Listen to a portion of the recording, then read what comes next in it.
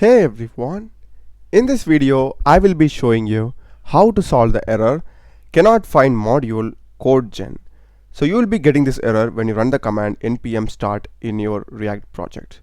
So let's see the solution for this. To solve this, you're just going to run this particular command, okay? npm install space -- save dev ajv and don't forget this caret symbol, okay? This caret symbol comes at shift and the number 6 on your keyboard, so it's going to be something like this: shift and number 6 and 7. So just copy this command. You can just pause the video and type this out, put it over here and just run it. Yeah, so after that particular package has been installed, now if we run the command npm start, starting the development server, and if I go to my browser, and I've got the React.js default output.